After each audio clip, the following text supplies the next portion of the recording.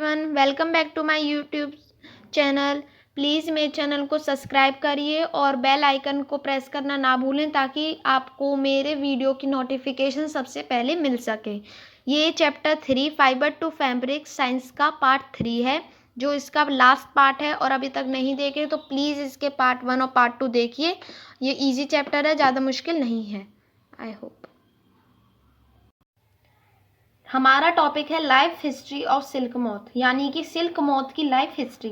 There are 4 stages in the life cycle of a silk moth: egg, caterpillar जिसे हम larva भी कहते हैं, प्यूपा एंड एडल्ट। इसमें हमारे 4 स्टेजेस होते हैं इसकी लाइफ साइकिल में। पहला है एग, कैटरपिलर, प्यूपा और adult. The female silk moth lays 100 of eggs on the mulberry leaves.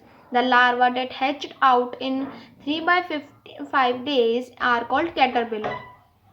जो फीमेल सिल्क मोथ होता है वो ले करता है, यानी कि जो अंडे देती है वो मलबरी लीव्स पे देती है। जो लार्वा जो हैच्ड बाहर आएगा, जो लार्वा है वो कम से कम 3 से 5 दिन में आ जाता है, जिसे हम कैटरपिलर कहेंगे। Caterpillars feed on mulberry leaves and grows in size. When the caterpillar is ready to enter the pupal stage, it stops feeding and its salivary glands start secreting a sticky fluid, a protein called fibroin. यानी कि जब caterpillar जो है वो mulberry leaves पे feed करते हैं, जिससे उनका साइज बड़ा होता है, वो ग्रो होते हैं। जैसे बच्चे ग्रो होते हैं वैसे ही कैटरपिलर ग्रो होते हैं। और जैसे ही कैटरपिलर अपने नेक्स्ट स्टेज यानी कि प्यूपल स्टेज में आने के लिए रेडी हो जाएगा 5 से 6 दिन में, वो फीडिंग करना बंद कर देता है और जो वो देता है सेलेवरी ग्रैंड्स स्टार्ट कर देता है, जिसमें एक स्टिकी फ्लूइड सा होता है, जिसे हम वो एक टाइप ऑफ प्रोटीन कहेंगे, जिसे हम कहते हैं fibroin. This fluid hardens on exposure to air and form a long thread of silk. जो ये फ्लूइड है वो हार्ड होता जाता है एयर के एक्सपोजर से और एक लॉन्ग थ्रेड बन जाती है सिल्क की. This thread get wrapped around it body to form a ball like sculpture called cocoon. जो ये थ्रेड होती है वो रैप करी जाती है उसी की बॉडी के साइड में, यानी कि उसी की बॉडी के उसे पूरा ढक देते हैं, इस थ्रेड से रैप कर देते हैं, जैसे गिफ्ट रैप करते हैं। एक बॉल लाइक स्कल्पचर बन जाता है, उसे हम कहेंगे फिर cocoon. At this stage the caterpillar become a pupa. फिर ये जो कैटरपिलर है वो प्यूपा बन जाता है पूरा. The silk moth continue to develop inside the cocoon. जो सिल्क मोथ है वो कंटिन्यू करता है, मतलब यानी कि अपने डेवलप होता रहता है कुकून के अंदर ही. At the end of the pupal, जब प्यूपल स्टेज का बिल्कुल एंड हो जाता है, जो सिल्क मोथ है वो कट कर देते हैं ओपन द, जो कुकून ओपन होता है और एक यंग मोथ बाहर निकलकर फ्लाई करता है. नेक्स्ट है कुकून से सिल्क कैसे बनी. फर्स्ट स्टेप है egg of silk moth are stored carefully on strips of cloth और paper and sold to the silk moth farmers. जो एग्स होते हैं सिल्क मोथ के वो स्टोर किए जाते हैं बहुत आराम से एक स्ट्रिप में, स्ट्रिप क्लॉथ की स्ट्रिप, पेपर की स्ट्रिप, उसमें किए जाते हैं और फिर उन्हें हम सोल्ड कर देते हैं सिल्क मोथ फार्मर्स को. जो उनके फार्मर्स होते हैं, यानी कि सिल्क मोथ की जो मतलब उसे बनाने में उसकी मतलब ये सब खाना खिलाते हैं सब, जैसे फार्मर्स होते हैं उन्हें. Second step is the eggs are kept by the farmers under hygienic conditions and under controlled temperature and humidity until the caterpillars come out of the shell.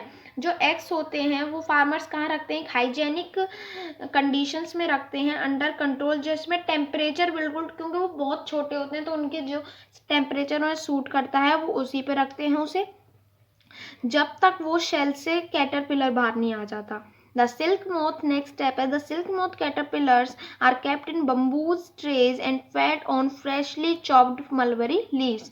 जो सिल्क मोथ कैटरपिलर्स होते हैं वो bamboo trays में रखे जाते हैं और उन्हें बिल्कुल फ्रेश चॉप मलबरी लीव्स को चॉप करके उन्हें फ्रेश खिलाया जाता है. नेक्स्ट है step 4. When the caterpillars stop eating, these are shifted to bamboo chambers provided with small racks, twigs. Here the caterpillar spin cocoons. Inside this cocoon the pupa continues growing. जब caterpillar खाना बंद कर देते हैं तो वो shift किए जाते हैं बम्बू चैम्बर्स में, जिन्हें प्रोवाइड किया जाता है छोटी छोटी रैक्स में या ट्विग्स में आते हैं वो। तो कैटरपिलर्स फिर उन्हें कोकून्स में बांध दिया, मैंने अभी आपको ऊपर बताया था, उनकी बॉडी को पूरी तरह रैप कर देते हैं थ्रेड से जो निकालते हैं, उसमें फिर वो किया जाता है। और जो कोकून के अंदर जो प्यूपा होता है वो अपनी ग्रोइंग कंटिन्यू रखता है। स्टेप 5 है at the end of pupal stage the moth cuts the cocoon and flies out. जो प्यूपल स्टेज के बिल्कुल लास्ट में जो मोथ है, सिल्क मोथ, यानी कि वो उसका जो कोकून है वो कट कर दिया जाता है और वो उसमें से वो बाहर कैटरपिलर यानी कि एक एडल्ट सिल्क मोथ फ्लाइज करता है। Step 6 the cocoons are then sorted out according to their colour, size, shape and texture. जो कोकून्स होते हैं वो अलग अलग कर लिए जाते हैं उनके कलर, साइज, शेप और टेक्सचर को देखकर। Step 7 the sorted cocoons are collected and immersed in boiling water to kill the insect inside them।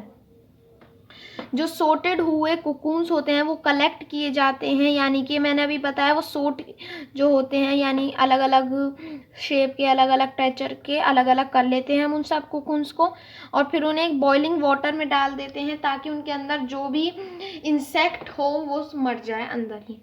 The cocoons are given, next step है the cocoons are given a series of hot and cold immersion, this makes the silk gum soft। जो cocoons होते हैं वो एक series में, मतलब यानी कि वो जो फार्मर्स है उन्हें सब कुछ पता है इन्हें कैसे चाहिए, वो उसी के अकॉर्डिंग इन्हें कभी हॉट में कभी कोल्ड इमर्जन में उनकी सीरीज होती है उसके अकॉर्डिंग उन्हें डालते हैं, जिससे जो सिल्क गम है वो सॉफ्ट होता है। Step 9 the silk filaments are separated from the cocoons, this process is called reeling of silk। The result fiber is known as raw silk, it can be dyed into various colors। यानी कि step 9 है जो silk filaments होते हैं वो separate किए जाते हैं कोकून से और इस प्रोसेस को हम रियरिंग ऑफ सिल्क कहते हैं।